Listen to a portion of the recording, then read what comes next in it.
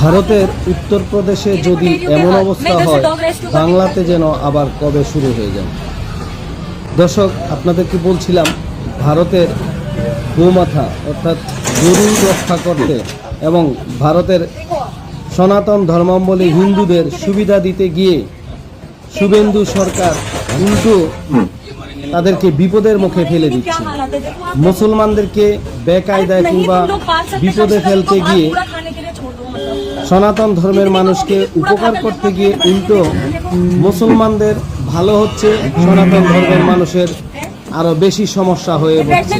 দেখুন, উত্তরপ্রদেশের অনেক বড় বড় গরুর ফার্মগুলোতে এখন যখনই শুভেন্দু সরকার ঘোষণা দিয়েছে যে মুসলমানরা কুরবানি দিতে পারবে না, গরু রক্ষা করতে হবে, উল্টো গরু রক্ষার পরিবর্তে গরুগুলোকে এখন মেরে ফেলা হচ্ছে। দেখতে থাকুন, সাথে থাকুন। সঙ্গে আছে আমি হারুন রশিদ সাগর। খাওন না দিয়ে তারা তিলে তিলে মেরে ফেলছে। আমার কথা হচ্ছে, এখানে যদি শুভেন্দু সরকার গোমাতা হিসাবে গরুকে স্বীকৃতি দিয়ে থাকে, কুরবানি দিলে মুসলমানরা গরু ধ্বংস হয়ে যাবে, তাদের গোমাতা মারা যাবে। এখানে কি হচ্ছে? গরু কি মারা যাচ্ছে না জীবিত আছে? প্রশ্ন আপনাদের কাছে।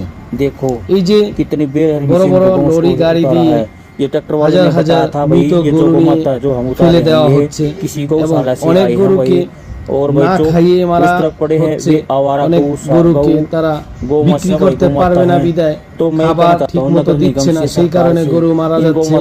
আবার দেখা যাচ্ছে কিছু কিছু গরু খামারি তারা নিজেরাই খেতে পারে না, গরুকে খাওয়াবে কোথায় থেকে, সেই জন্য তারা গরুকে মেরে ফেলছে। এখন শুভেন্দু সরকার যদি গোমাতাকে রক্ষা করতে হয়, তাহলে কি এইভাবে রক্ষা হয়?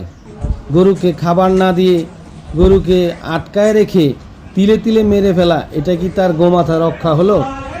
এখানে তো গোমাতা কিংবা গরুকে রক্ষার পরিবর্তে আরো শুভেন্দু সরকার নিজেই মেরে ফেলছে। আমি মনে করছি, আপনারা কি ভাবছেন কমেন্টসে জানিয়ে যাবেন। এই যে দেখুন, একটি ফার্মের মধ্যে শত শত গরু মরে পড়ে আছে, এটা কি গোমাতা রক্ষা হচ্ছে?